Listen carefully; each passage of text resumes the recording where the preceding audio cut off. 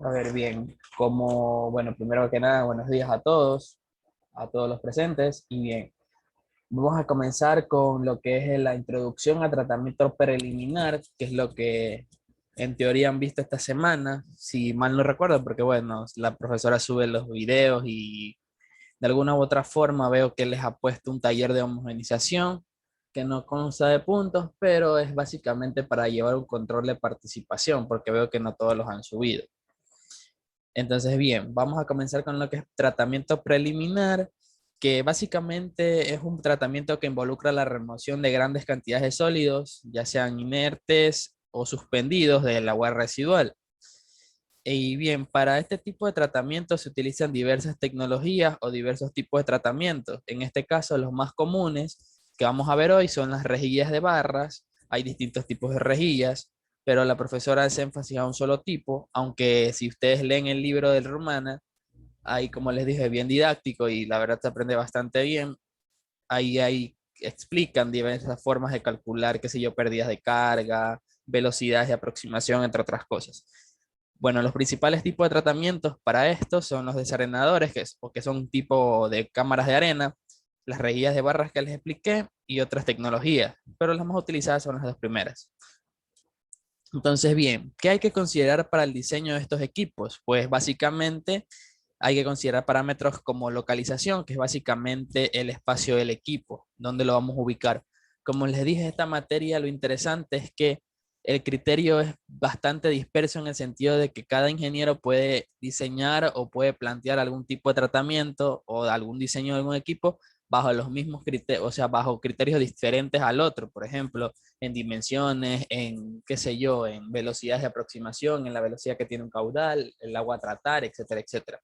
Entonces, las lecciones, básicamente, me acuerdo que la segunda lección que di de este tema, la profesora quería que vea, básicamente, cuando ustedes ven en la resolución de los ejercicios, deben cumplir ciertos parámetros de diseño y de operación para trabajar este tipo de ejercicios, pero no cumplían. Y yo decía, bueno, estoy haciendo bien el ejercicio, ¿por qué no sale el criterio? Entonces básicamente era porque tenía que ver a la velocidad de aproximación. Todos los criterios me concordaban menos eso. Entonces tenía que analizar por qué esa ecuación, por qué ese criterio me fallaba, si tenía que estaba dentro del rango o tenía que trabajar en un límite extremo o un límite inferior, etcétera, etcétera. Pero ese ejercicio de tratamiento era primario, entonces todavía no entramos a eso. Eso ya la próxima clase de la ayudantía, pero básicamente lo que quiero llegar es que la materia es de bastante criterio. Entonces depende de ustedes cómo toman los criterios y cómo resuelven el ejercicio. Entonces, bien, como decía, hay que considerar el espacio o la localización del equipo, la velocidad de aproximación con la que va el caudal, las limpiezas de las rejillas. En este caso, aquí estoy mostrando cómo se vería. Bueno, esto es un esquema de una rejilla que básicamente es esto, y este es un canal, por decirlo así, y esta es ya la rejilla que se ve como tal ya con barras. También es importante, bueno, ya mencioné lo de la limpieza, lo que es la pérdida de carga, que es la pérdida de presión que hay cuando el caudal ingresa por la rejilla. Básicamente aquí hay una disminución de velocidad. También la disposición de las barras o rejillas, por eso hay distintos tipos de rejillas, etcétera, etcétera. Entonces siempre me gusta darles una introducción, más que nada para que entiendan un poco más de lo que la profesora trata de decirles en clase, y porque creo que la hora que ven la materia para algunos es muy temprano. Entonces, bueno, ahora, como decía, la pérdida de carga es la pérdida de presión básicamente que se da porque el fluido al pasar por las tuberías o por el canal o por la rejilla. Entonces, eso, y bueno, la velocidad de aproximación es la velocidad por la que la rejilla el caudal se aproxima más que nada a lo que es la rejilla en sí. Bueno, ahora dentro del diseño, cuando ustedes diseñen, qué sé yo, algún desarenador, algún clarificador, algún sedimentador, deben tener en consideración siempre que deben trabajar como que constan de dos equipos. ¿Por qué? Por ejemplo, si yo diseño algún desarenador, algún clarificador, siempre a trabajar de dos. ¿Por qué? Porque puede ser que algún día mi equipo falle o necesite mantenimiento, yo no necesito parar el tratamiento de agua o inclusive el tratamiento para alguna producción. Entonces siempre cuando yo limpio un equipo, el otro tiene que o sea, tiene que dar un apoyo operando, mientras el otro se limpia para que todo el proceso sea continuo, por decirlo de alguna u otra manera. Entonces es importante considerar que, bueno, la instalación de 2 o más equipos por si uno llega a estar en mantenimiento o fuera de servicio. Como digo, no sé si recuerden, bueno, yo creo que sí. Eh, claro, como dice Francisco, un equipo A y un equipo B, como una alternativa A y una alternativa B, un plan de emergencia o de contingencia. Entonces, bien, como estaba mencionando, por fenómenos de transporte perdón, de momentum que vimos, o mecánica de fluidos, en otro nombre, la ecuación de Bernoulli. Esta ecuación de Bernoulli, bueno, haciendo unos ajustes, podemos utilizar y llegar a una expresión para determinar la pérdida de carga, que ya la vieron en clase. Esa pérdida de carga, bueno, está definida, ya sabemos, por esta inicial de HL, pérdida de carga, y bueno, está definida sobre 1 sobre el coeficiente de fricción que llamamos nosotros. Esto depende de la rejilla o del tipo de rejilla que estemos utilizando. Por, yo le llamo BS, pero debería llamarle otra forma porque podría confundirlo como velocidad de sedimentación, que no es lo mismo que la velocidad de flujo. Entonces, esto al cuadrado, también la velocidad de aproximación al cuadrado, dividido para 2 veces la gravedad. Entonces, vale recordar que esto está en metros, la pérdida de carga la medimos en metros.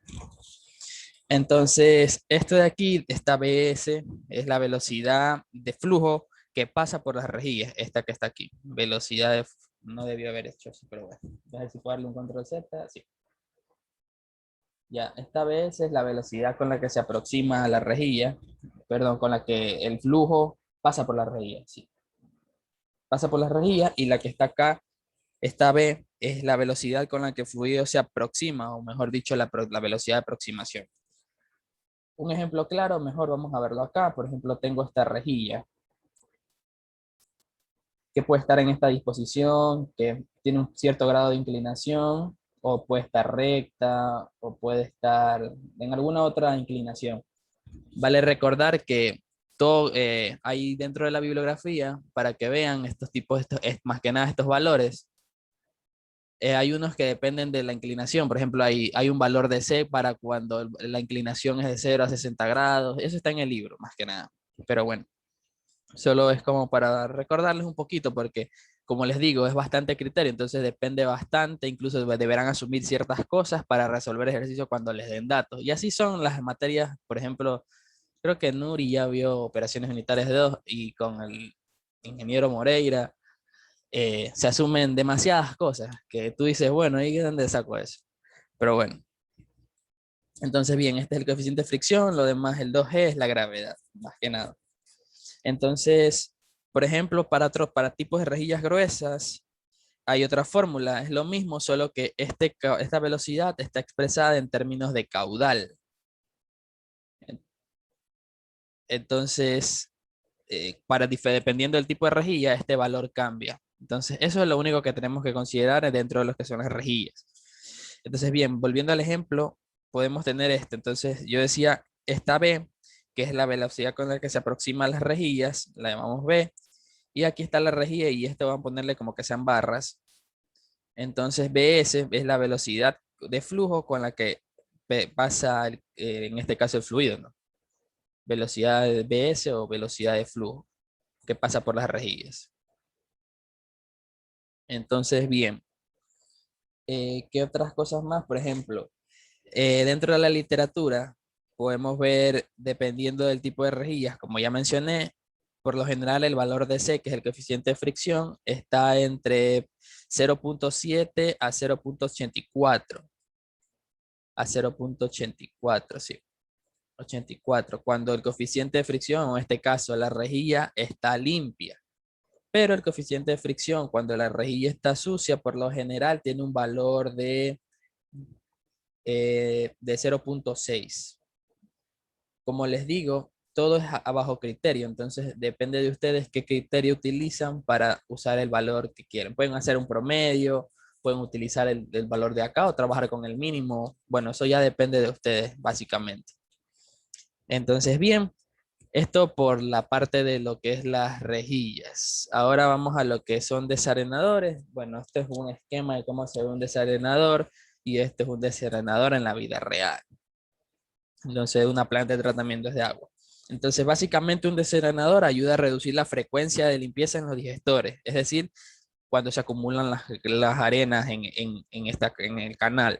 Entonces, son básicamente tanques de sedimentación y por lo general se colocan luego de que los que son las rejillas, estas rejillas, y antes de un tratamiento primario, que puede ser con clarificadores, por ejemplo.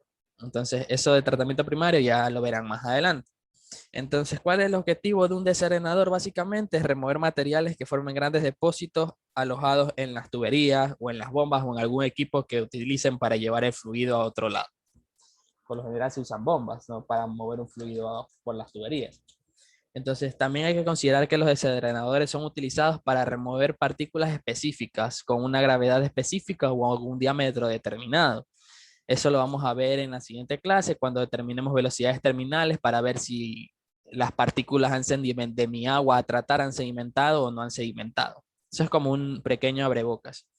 Entonces, bien, como digo, para el diseño de desarenadores hay que considerar también criterios según su estructura, sea rectangular, sea un desarenador circular, etcétera, etcétera. Y también, bueno, más que nada pueden ver el tipo de materiales que se utilizan dentro de la bibliografía, ya sea puede ser en el libro guía, que es el MELCAF, y el Rumana, que es parte de una, es como que el autor Rumana leyó al MELCAF y trató de sacar lo más esencial. Pero bueno, entonces bien, vamos a ejercicios, que es lo que nos interesa. Ya los cansé mucho con palabras. Entonces, bien, vamos a hacer dos ejercicios, uno de rejillas y el otro de desarenadores para tener un poco de noción de, de cómo se toman estos ejercicios. Otra cosa que les quería decir es que por lo general, cuando yo vi la materia, trataba yo de hacerle capturas a las diapositivas para tener, digamos, en caso de que me falte tiempo, no está de más leer siempre el libro, pero por ejemplo para desarenadores, dependiendo del tipo de desarenador, como decía, rectangular, cuadrado, circular, hay parámetros de diseño, por ejemplo, la carga superficial, la velocidad horizontal, la relación de largo y ancho, la profundidad del desarenador, etcétera, etcétera. Entonces, por ejemplo, este de aquí lo encuentran en bibliografía. Siempre traten de buscar, uno toma diseños en base a lo que aprende teóricamente. Obviamente la práctica es otra, entonces depende ya de la experiencia que uno adquiera para tratar de diseñar, porque no creo que directamente salgamos a diseñar algún tipo no sé, puede ser tratamiento secundario, un reactor biológico o algún clarificador, etcétera, etcétera. Siempre debemos adquirir un poco de experiencia para tomar algún tipo de criterio. Entonces, bien, vamos al ejercicio. Déjeme poner la otra página. Y bien, el ejercicio número 1 dice lo siguiente. Si estoy grabando, sí, sí estoy grabando. Bien, entonces dice, una unidad de pretratamiento para una planta de tratamiento de aguas residuales recibe un flujo de clima seco de 30.000 metros cúbicos por día. Supongo que el flujo se duplica durante la lluvia. Esto por lo general nos dicen porque debemos trabajar siempre en la peor condición. Vuelvo a repetirlo. Si trabajamos en la peor condición y se da, entonces lo más probable es que si trabajo bajo algún tipo de otra condición, bueno, se dé lo que necesita hacer. Entonces, bien, nos dice, se utiliza una criba de barras para eliminar los residuos gruesos y que la velocidad de aproximación en el canal de criba es de 0.5 metros por segundo. La pérdida de carga máxima permitida en el canal de la criba es de 0.15 metros. Tome en cuenta que el impacto de la obstrucción en el factor de fricción, o sea, en el cálculo, debemos considerarlo. Nos pide calcular la obstrucción máxima permitida antes de que sea necesario limpiar la criba. Entonces, por ejemplo, esto puede servir para decir, bueno, tengo tanto porcentaje de obstrucción, ya es necesario utilizar otra criba o otra rejilla, pues por ejemplo le decía que trabajen con dos, para que una esté en mantenimiento mientras la otra siga operando. Entonces, bien, vamos a hacer el primer ejercicio que está acá. Entonces, de datos,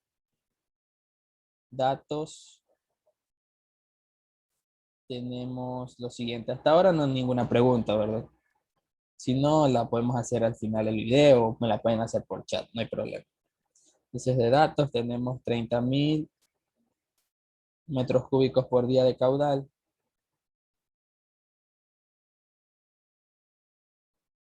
el caudal máximo me decían que asuma que se duplica, que es con el que vamos a trabajar, entonces es 60.000 metros cúbicos por día.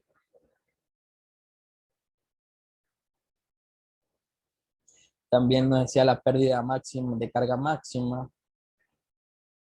Entonces yo asumo que esa pérdida de carga máxima es cuando ya, en este caso, la rejilla está sucia, pues hasta ahí soporta esa pérdida de carga. Eso debemos considerarlo para la resolución del ejercicio. El valor es de 0.15 metros. Nos dan la velocidad de aproximación que era de 0.5 metros. Y bueno, no nos menciona absolutamente nada de los coeficientes de fricción. Entonces ahí viene el criterio de cómo yo elijo o qué trato de alguna u otra forma hacer para solucionar el problema, para calcular esa máxima fricción. Entonces en este caso hay que asumir ciertas cosas con criterio, obviamente. Básicamente son heurísticas, datos referenciales que se encuentran en los libros, ¿no? Entonces yo voy a asumir para este caso que mi coeficiente C de fricción cuando está limpio es de 0.7 y cuando está sucio es de 0.6. Hay otra cosa que debo asumir. Si yo asumo un coeficiente de fricción cuando está sucio, en teoría yo puedo decir que, bueno, mi pérdida máxima de carga máxima es cuando ya está sucio. Entonces puedo trabajar con este valor con este coeficiente de fricción, pero no tengo una pérdida de carga para este valor que asumí de coeficiente de fricción limpio. Entonces, ¿qué sería chévere hacer? Básicamente, asumir una pérdida de carga inicial cuando está limpio. Podemos asumir el valor de cero, pero siempre es bueno trabajar con algún valor, así sea lo más mínimo o lo más pequeño que sea. Entonces debo asumir una carga cuando la rejilla está limpia. En este caso yo voy a asumir un valor este valor lo asumí porque, bueno, ya había hecho un ejercicio parecido y asumí un valor de carga en este caso, de 0.028, que era lo que me salió, me acuerdo en el ejercicio cuando hice uno parecido. Entonces, por eso tomé yo de referencia este valor cuando la rejilla, para la pérdida de carga cuando la rejilla está limpia. Entonces, bien, ¿qué voy a hacer? Bueno, vamos a solo hacer el ejercicio con la fórmula que ya les puse en pantalla anteriormente. Entonces, bien, eh, hay un ejercicio parecido en el taller, por si acaso, así que les recomiendo que lo hagan a conciencia y anoten o tomen los apuntes pertinentes. Entonces, bien, voy a comenzar con el caso sucio, por ejemplo, caso 2 o caso sucio, lo voy a poner de la rejilla sucia, porque es el dato que me dan, pues en este caso me dan lo que es la pérdida de carga máxima en rejilla sucia y asumí el coeficiente de fricción. Las personas que recién ingresaron, no sé si quieren, pueden hacer una captura para saber de qué estoy hablando. Estamos resolviendo básicamente el primer ejercicio. Entonces, bien, vamos a solucionar el problema. Entonces, en este caso voy a poner solución aquí. Y de ahí voy a poner caso 2, el sucio. El sucio me refiero a la rejilla de barras que está sucia. Entonces, bien, yo sé que en ese caso mi pérdida de carga máxima va a ser igual a 1 sobre el coeficiente de fricción sucio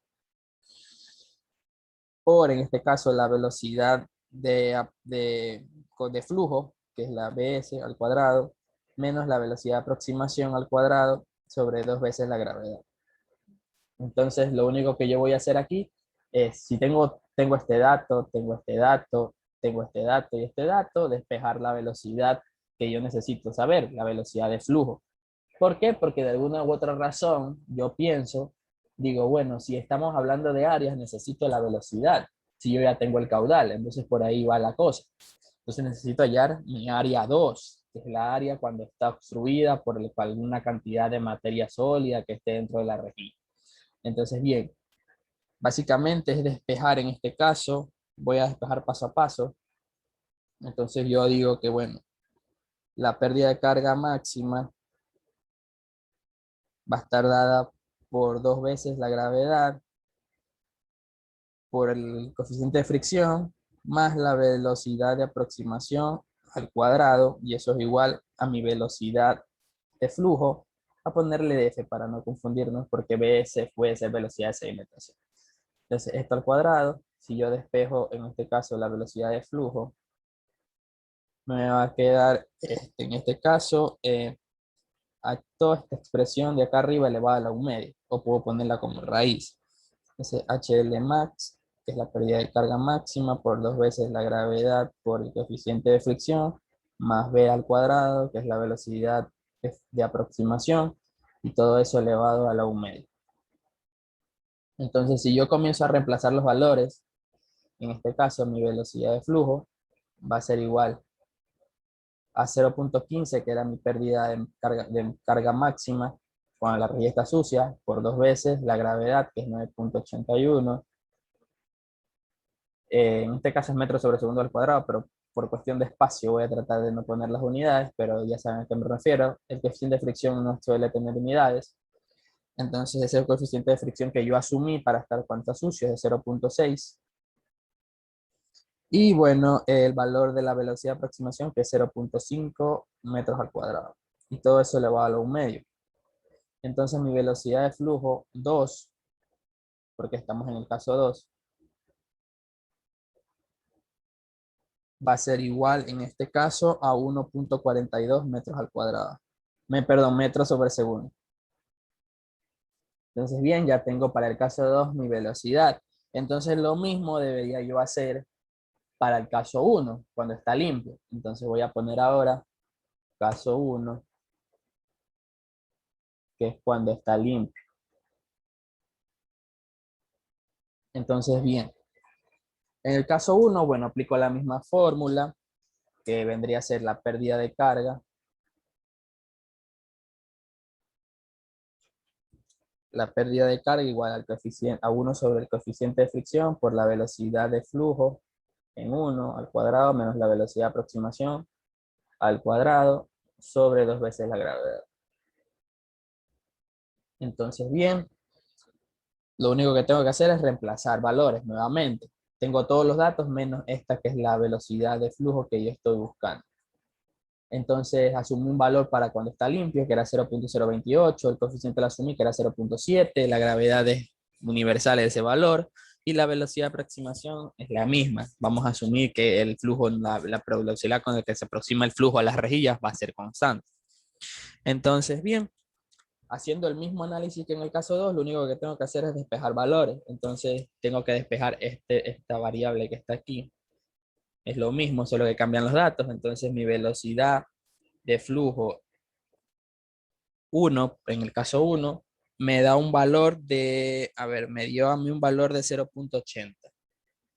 Si alguien va haciendo paso a paso, me podría confirmar ese valor. Entonces tengo ya velocidad de flujo 1 y velocidad de flujo 2. Entonces yo ya tengo todo para yo de alguna u otra forma encontrar mi área. Entonces yo necesito hallar mi área 1 y mi área 2, es decir, mi área para el caso 1 y mi área para el caso 2. ¿Por qué hago esto? Porque digamos que este sea mi canal, y justamente mi rejilla está acá. Esta es mi rejilla de barra y toda la cosa. Entonces por aquí se acerca un caudal 1 y este de acá es mi caudal 2. Básicamente, si hacemos un balance, caudal 1 va a ser igual a caudal 2.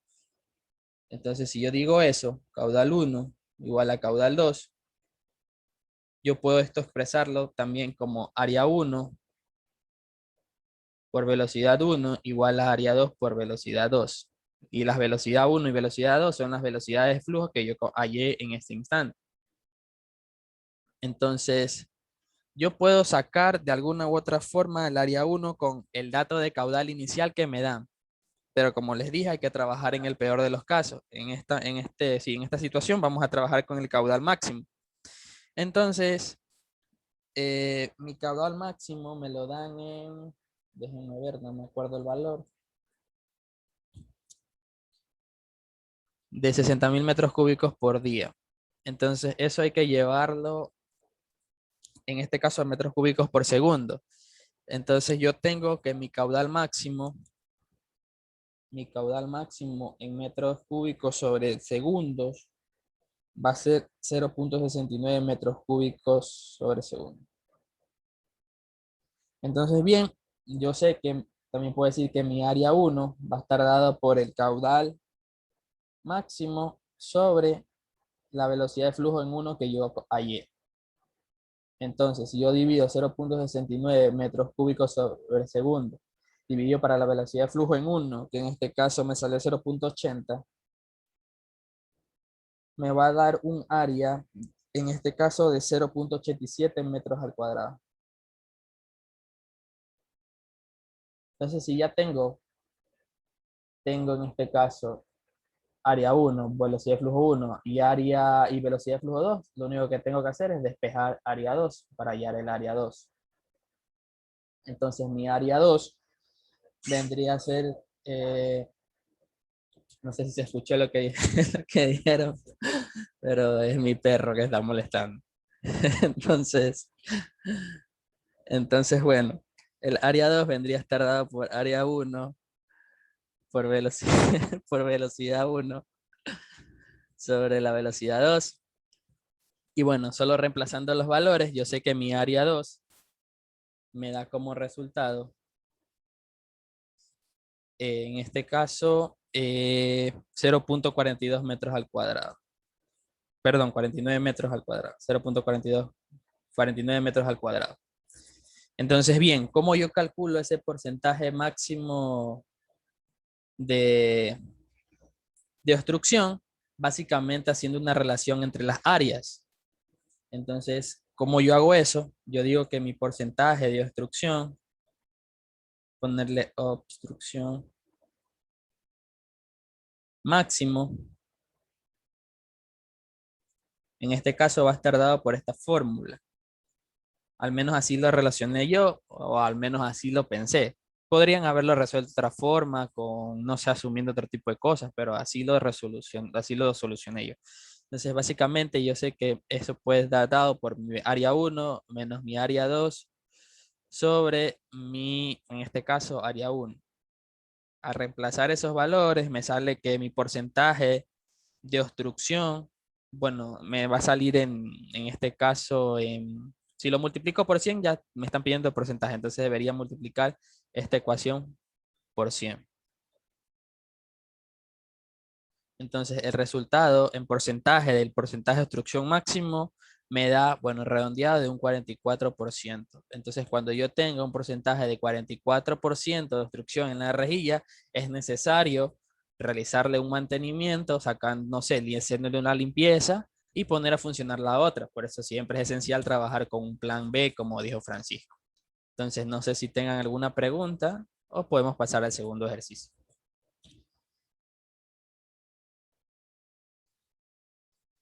Entonces, bien, el segundo ejercicio dice lo siguiente, este es en cambio ya no es de rejilla, sino de un desarenador o cámara de arena. Entonces dice que diseñemos una cámara de arena para una planta de tratamientos de aguas residuales con un caudal medio de 25.000 metros cúbicos por día y un caudal máximo de 5.000 metros cúbicos por día. El tiempo de retención en el flujo máximo es de 3 minutos, o sea, el tiempo de retención máximo es de 3 minutos. La proporción del ancho con la profundidad es de 2:1. Además, la tasa de aeración es de 0,4 metros cúbicos por minuto por metro de longitud del tanque, por lo cual se debe determinar el aire total requerido de las dimensiones de la cámara de arena. Bueno, esta pista se las puse yo, pero a eso no me hacían el ejercicio. Entonces nos dice que utilicemos una profundidad de 2 metros. ¿Por qué? Porque, bueno, como vieron o como yo les dije, hay rangos de criterio de diseño. Entonces, esta yo la hice captura cuando vi la materia, pero esto está en el libro. No recuerdo en cuál libro, pero como está en español, no es el rumano. Por lo general me guío bastante del rumano porque para mí, o al menos entiendo más de ahí y me gusta más leer en inglés. Entonces, bien, vamos a resolver el segundo ejercicio. Eh, nos dan de datos,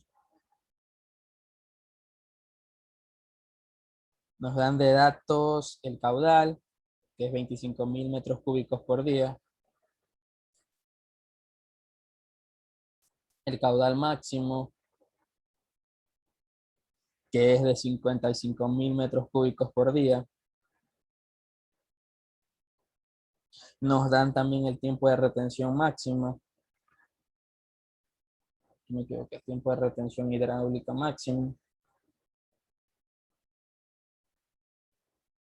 que es de 3 horas, o sí, 3, perdón, 3 minutos. Y también me dan la tasa de aireación, voy a ponerle TDAE de aireación, de en este caso 0.4 metros cúbicos minutos por metros, por unidad de longitud nos dan. Nos dan la profundidad, la proporción del ancho, o sea, la proporción ancho-profundidad, es decir, en este caso voy a ponerle H a profundidad, por decir altura, H profundidad,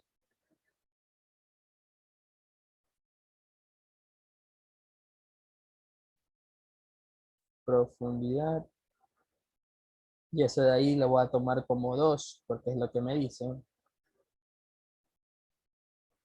Y bueno, en este caso la relación H, profundidad, altura, o ancho, perdón, si ancho, es de 2 a 1.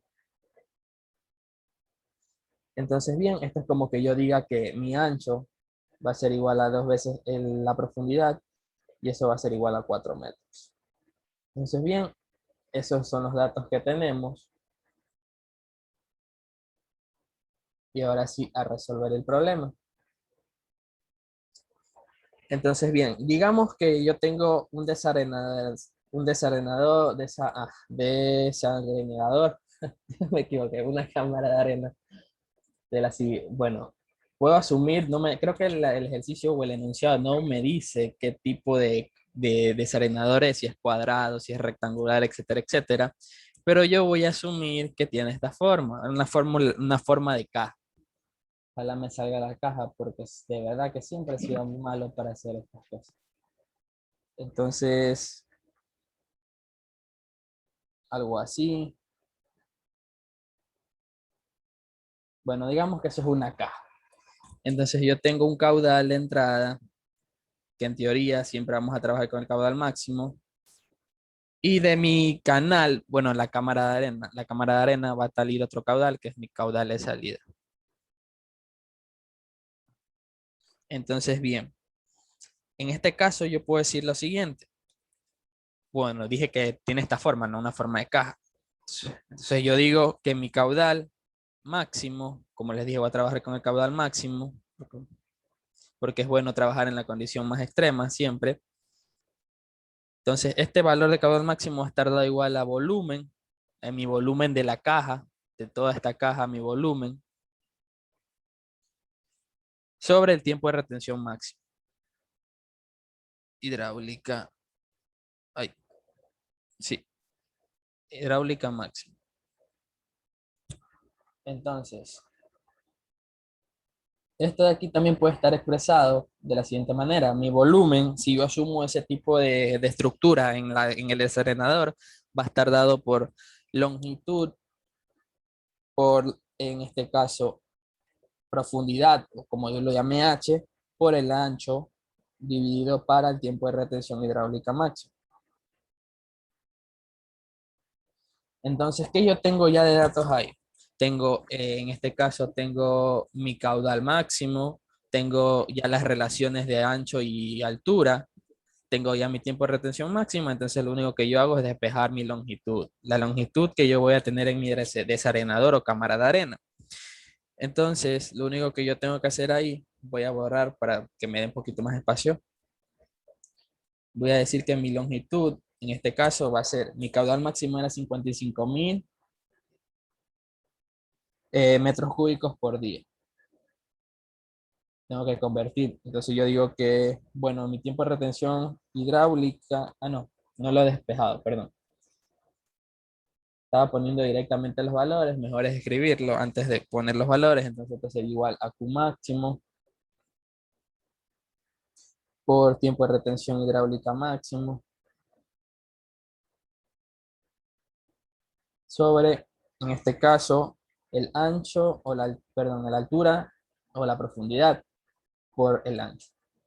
Entonces ahí sí puedo yo decir en este caso que mi L va a estar dado por 55.000, que era mi caudal,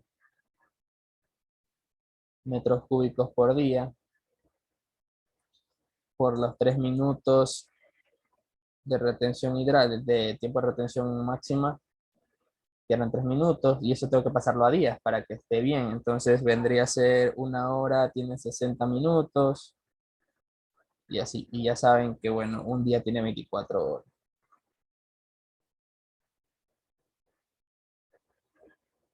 Y toda esta expresión dividida para el ancho y en este caso la altura, que era básicamente 2 por 4. Dos veces la profundidad, 2 metros la profundidad y el ancho que era 4 metros. Entonces mi L me da un valor en este caso de 14.32 metros. Entonces bien, yo ya tengo las dimensiones de mi desarenador, longitud, ancho y altura. Ahora lo único que faltaría hallar de literal era lo que nos decía que debemos determinar el aire total requerido para trabajar en el desarenador. Entonces yo voy a poner otra hoja porque ya de verdad que no entra aquí. Entonces para eso yo voy a decir que mi volumen de aire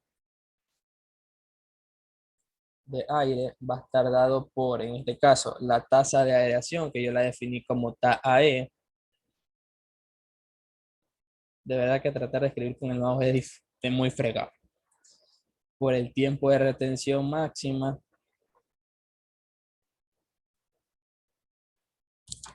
Bueno, máxima. Y por la longitud del desarenador que lo encontramos en el literal A, por decirlo así. Entonces mi volumen de aire requerido va a estar dada por mi tasa de aeración, que era 0.4